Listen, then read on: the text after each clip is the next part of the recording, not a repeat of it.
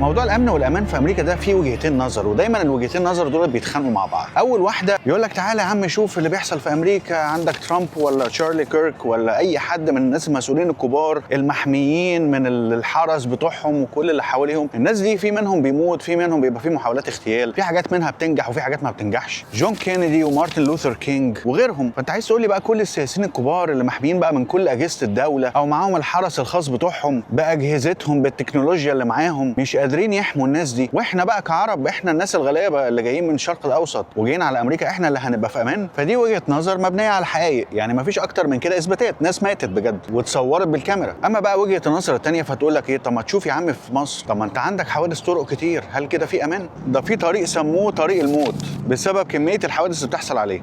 يعني بعد الحادثه الاخيره اللي حصلت والوزير بيزور حصلت حادثه جنبه برضه، التحرش اللي موجود ما بيخلص، ارتفاع الاسعار اللي خلاص ما بقاش حد عارف يسيطر عليه، ده حتى السايس اللي بيركن لك العربيه وبيبلطج عليك عشان ياخد منك 10 ولا 20 جنيه، ما انت ممكن ترجع تلاقيه مفسلك العجل ولا مجرح لك العربيه ولا حاجه. مش كل ده عدم امان برضه ولا ايه؟ ففي اشكال كتير قوي قوي قوي لعدم الامان، وهتلاقيها في كل دوله بالمناسبه. هي الموضوع مش مقتصر على مصر وامريكا، ده في اي حته في الدنيا.